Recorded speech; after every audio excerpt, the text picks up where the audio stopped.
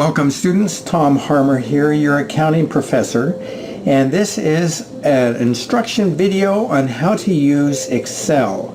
Excel is required in the business world, and if you don't know it, this is the place to start. This is a very basic instruction.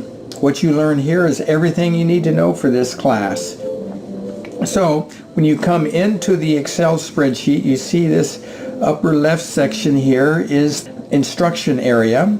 This is the data that you're going to be manipulating, and then down here towards the bottom, bring this down, come on guy, this is what it should look like when you're done. Okay, so this is an example of what you're going to do with these numbers here, and you notice these are the same numbers as down here. This is what it'll look like when you're done. The commands that we're going to learn how to copy cells. We're going to learn how to align tabs and do alignment and justifying, changing column and row widths and heights, using the borders formatting tool to do grids and underscoring and thicken borders, and how to create numeric formats with dollar signs and without. We're going to learn math functions, how to use the auto sum tool, and how to create formulas. With all of this information, you'll be able to do financial statements, which are required in the various assignments that we have in our accounting projects. I have a demonstration video up here, which you're watching now. This is on manipulating the data and doing the Excel formatting. This one here is on how to format an Excel file for printing. Okay, so I'm going to come back here. I'm going to enlarge this a little bit. So what we have across the top, this, in the case up here at the top, this is all of our different commands that we can use, and there's far more than we'll be using here. So we'll start right off here. We want to duplicate what we see down here with these numbers here, and you can see I've got a row here that says solution, column A, B, A plus B, and A minus B. So I'm going to come up here, and I'm going to go solution, colon, tab, tab, tab, A, B, A plus B, and A minus B. Okay, now in all of this work here, one thing that we do is this grid pattern that we have here, we want to have up here. You notice that there is no grid in this solution row, but there are grids everywhere else. Okay, so one of the issues here in Excel is that the grid will overwrite anything else. So there we go. There is my grid area. So I'm going to come up here. You notice I'm coming up here to where it says font. This is the borders. This is all of the different borders, and I want to do the all border grid. Click. Okay, you do that first because any other underscoring or whatever you've done, if you put the grid on later, it'll overwrite all of that. Let's do our formulas. Okay, so we have a total here, 988,829. Let's look at how to create that formula. I click on the box where I want the formula, and I come up here. This is the auto sum tool. Okay, if I just click on that, boom, you see it grabs the nearest blocks of numbers, and if I hit the enter key, boom, there it is. There's my formula. You see it says sum D14 through D21. Okay, now we called it column A, but you see the Excel references are based on here. This is column D, and this is 14 right there. So this, if I click on here, you see that is D14. Okay, and this right here is D21. So I've got the formula there. Now one thing we see down here is we have a solid thickened underscore here. In accounting, an underscore means that the number below it is the summary of the numbers above it. So there's your thick bottom border. I've come down here, click on thick bottom border, and you see there's my single underscore. So there's my formula. Now I want to have that same formula here and here. A couple of ways to get that. One is using the Control C I mentioned here. If I do hold on my Control key and hit the C, and then let go. You see it's highlighted that box to copy. Now I can come over and click on this box and hold down my left button on my mouse, and I can drag. I let that go. I've highlighted where I want to copy. Now I hit the enter key, and it's copied that formula to the next box.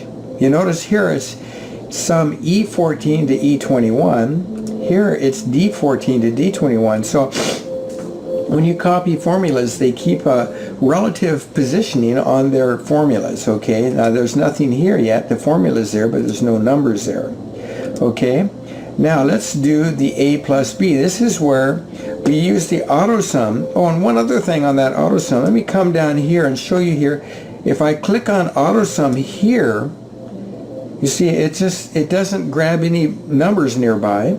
If it did, then but I can come over here and drag over that same block of numbers, hit the enter key, and you see I've got that same exact number. So the auto sum function you can put anywhere in a spreadsheet and go grab the block of numbers you want to have it add up.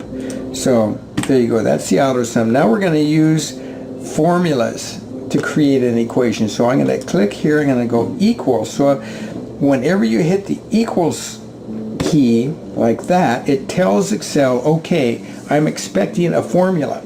So now I use my right arrow and I come over to A.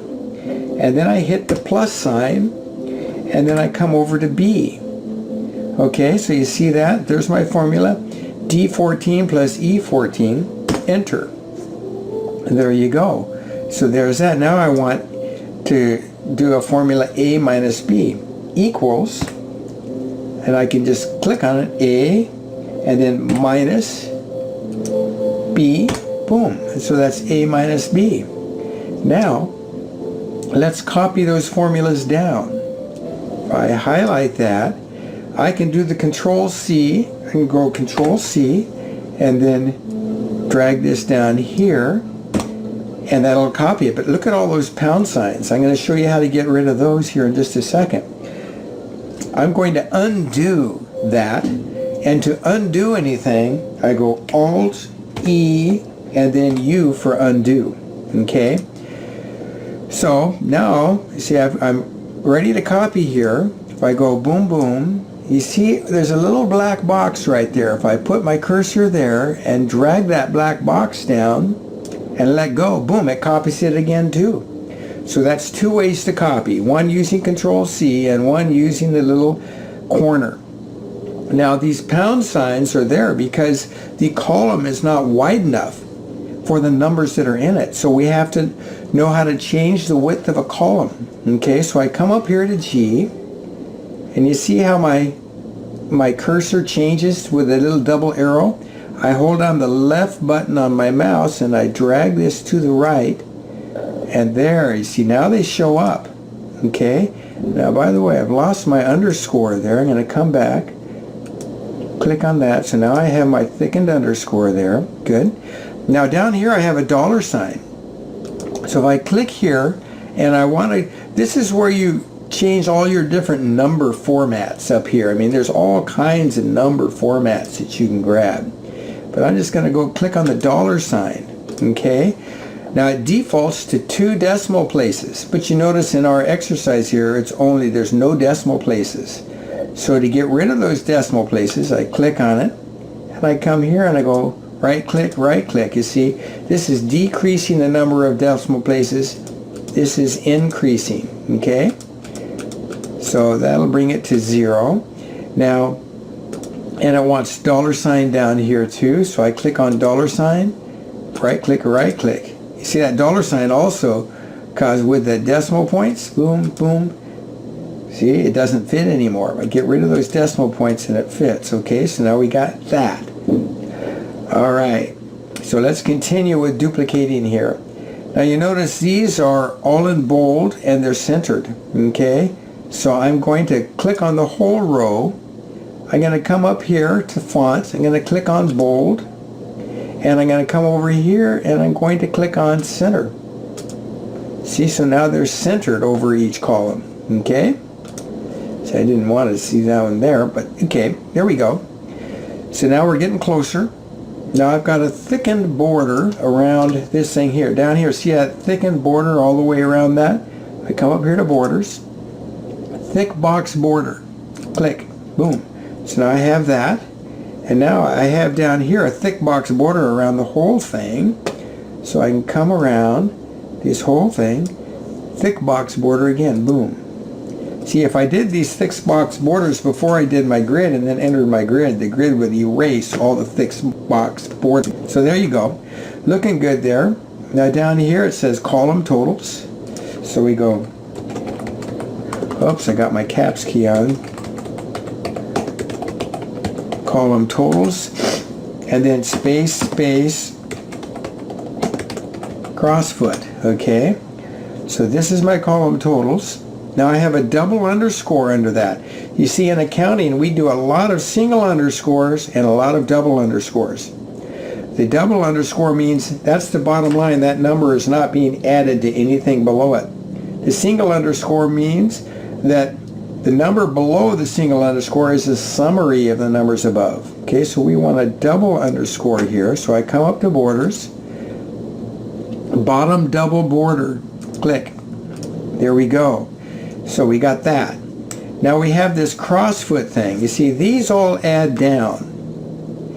But we want to verify that the formulas here actually include all of these numbers. So what we'll do is I'll go here, I'll go equals to create a formula, and I'll go click on this total here, and I hit the plus sign, and then that guy, boom. And you see, the total of these two columns should equal the total of all of these, which are the total of the individual rows. So that crossfoots. Now here equals a, then the minus sign, see the minus sign there, just hit that, next one, and then enter. So that's a minus b, so that ties. Okay, so there we go. We followed instructions using the formatting tools equations on data rows 14 through 21 to fix and duplicate the solution shown in 26 through 37. So here's our rows here, 14 through 20 and 14 through 21. That was our data. We've manipulated that, and we now have duplicated the appearance of what we had down here. Okay? Use the border tool to add the border grid and other formats in the example. Configure for print formatting and landscape mode. So now, to check your print formatting, you just hold on the control key and hit P. Control P. That shows how you're formatted. Okay, so right now I'm just getting this upper box. I don't have any of the work I've done here. So I hit the escape key and I come back, and I'm going to go to from home to page layout, and I'm going to come down here and I'm going to highlight the area I want to print. It says configure to print one page landscape, columns A through H and rows 1 through 38. So here's column A, row 1 through H down to 38. There's row 38. Okay, I come up to page layout, I go to set print area, and here we are after defining the print area but nothing else. Let's take a look at what we have. I do a control P and that brings up what we have so far. Now if you see on this sidebar over here, I can page through this document. So there's the second page, there's the third page, there's the fourth page. This, what we've highlighted, prints on 4 pages with this enormous border that it has. That's not what we want, so let's go back and continue. So this is how we continue. We're in page setup, we define the print area, now we come to this lower right corner here, page setup, and we click on that. Boom. There we go. Here we can define page orientation and scaling and paper size, whatnot, margins, header, and sheet. Okay, we'll take it one at a time. We want to go to landscape. Okay, that was required. Okay, 100% ended up on 4 pages. We want to fit to 1 page wide and 1 page tall. So there we got that defined. Okay, and we go to margins. Look at that. We wanted margins at 1/2 inch. That's 0.5, 0.5, 0.5 and 0.5. So there's our margins, 0.5. Okay, now also it's nice to have it centered horizontally on the page, okay? And then you can also do that vertically too, okay? But we won't bother here. So let's go to the next one. Header, footer. You're going to be renaming this file, last name, first name, Excel. And when you print it or when you save it, that will show your name at the bottom of the page, which is what I want. Okay, so right now it's showing the file name that it's saved under up here. And this last section here on sheets, that we're not going to use in this because we are only printing a one-page report. We won't be using the page setup section for this class. But in the meantime, let's do a print preview of what we've just defined. Okay, so here we go. There we go. There's our half-inch margin up here. And there's the full area that we defined. Okay, and it is in landscape. And so this is a correct solution to print formatting as requested in the instructions. So you don't have to print it. You can just save that, and then I will be reviewing that print format when I check your work. Okay, one other thing I wanted to mention here is tabs. Across the bottom here, see, we're in the practice tab. That's where you're actually doing your practice assignment. Here's the solution tab here. This is showing you what it should look like when it's all done. And here is called a cheat sheet and training. Well, you're not really cheating here. This is just shortcut. So here, this is giving you a list of the control commands, and you'll find rather than finding and going through and looking for the commands that are available up in all of these drop-down menus, it's easier the common ones is to know the keyboard instructions for copying. Okay, and so I'll be going through some other ones of those later on, but this is and this also has Excel training videos here if you want to keep learning more Excel. Okay, and I'm just showing you here. Here's the borders formatting. I put a little arrow there. Here's text alignment for centering, right justified, left justified, text wrapping, merge and centering text and cells, and numeric formats, etc. Okay, so you see there. Okay, so those tabs across the bottom here are available in all spreadsheets, all Excel spreadsheets. So there you go. We have covered what we wanted to here and the commands that we need for doing the other Excel assignments that I give. You know how to use the auto sum tool for formulas, and also using the equal sign to create your own formulas. And you know a little bit about print formatting. Thank you for your time here in this Excel practice, so you can move on from here and do the Excel quiz, and we shall proceed. So thank you very much, students. Take care.